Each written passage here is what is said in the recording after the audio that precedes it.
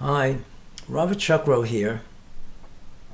I'd like to explain a saying that in Taiji, the wrist is the second waist.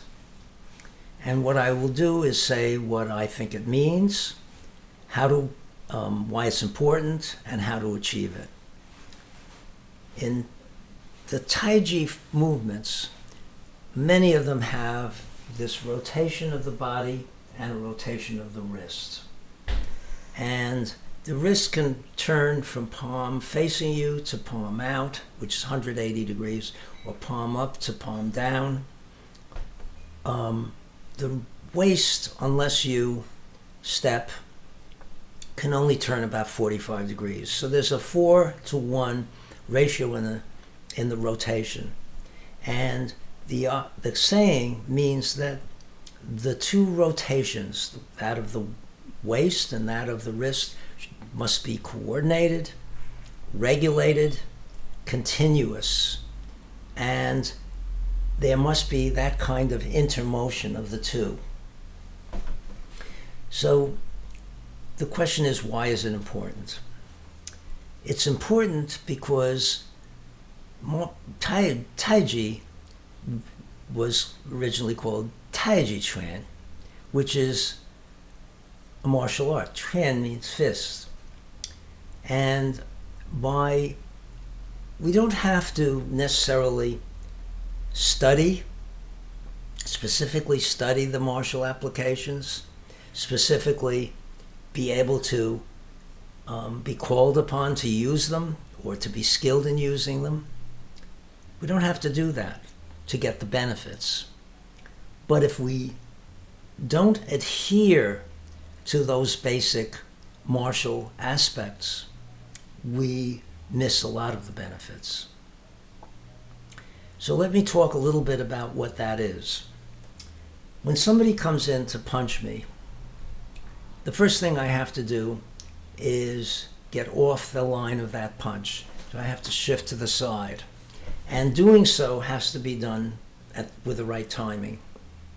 If the timing is off, let's say I do it too soon, the person will follow me. He'll change and follow me. If I do it too late, I'll get hit. And so that timing is important. It's a subject for a whole other video. So we won't discuss it here. The other aspect of it is controlling the movement, rolling it off, using the turning of the wrist and the turning of the waist. Now the wrist can turn 180 degrees.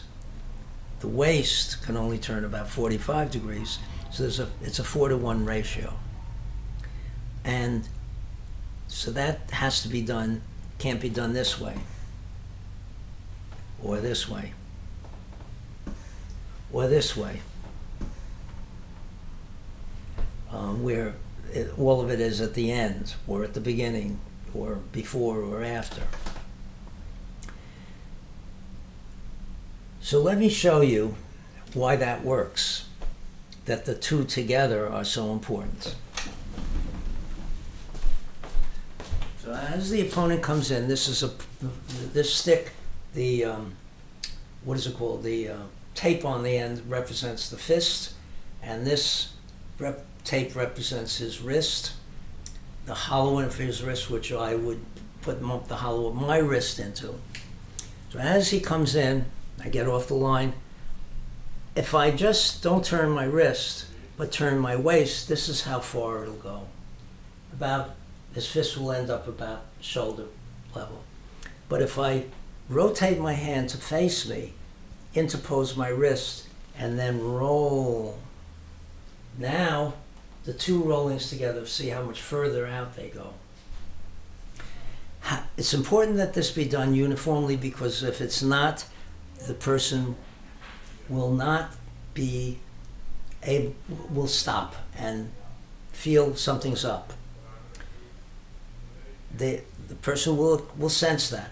But if it's done correctly, the person will have the intention to hit you, miss, but still feel still be captured by his intention to do that movement and continue on, and with the help of the hand go way beyond or beyond his balance point and be vulnerable. So for example, when this gets to here, my forearm would be up and be able to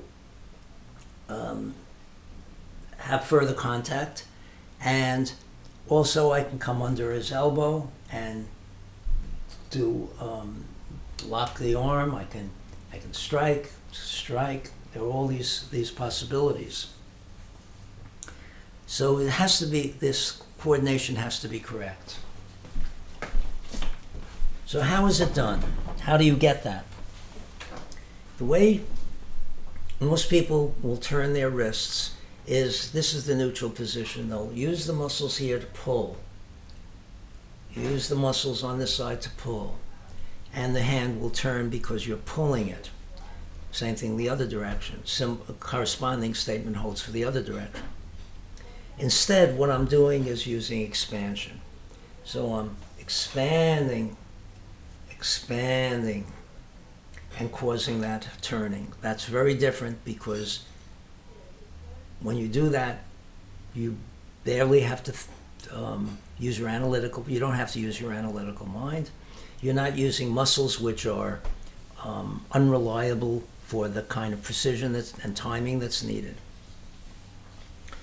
The other thing is the elbow comes up, because the rotation of the hand, I won't rotate my wrist, but see, it's already rotating my wrist by bringing the elbow up.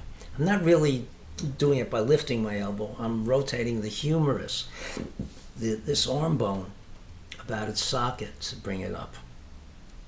That creates a wall that feels impenetrable, whereas this way it can be pushed into my body and the opponent can use that. This way has much more control.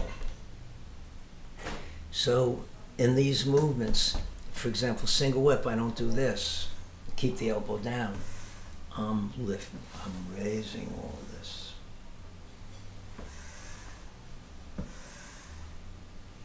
Very important.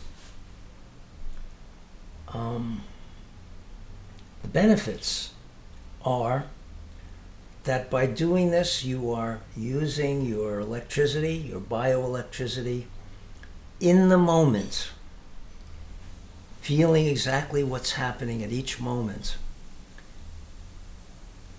programming in continuous movement, massaging the electricity involved, massage, and the state of release massages all of the cells. In the case of turning the hips, the organs, the acupuncture meridians get stretched and massaged. So it's a very valuable thing for health and healing. Very therapeutic. It also gives you the ingrains the concepts, the principles of Taiji, which are being in the moment, continuity, etc., circularity. And that way you get the spiritual, mental, self-development, and health aspects of it. Without that, you are missing a dimension. Thank you.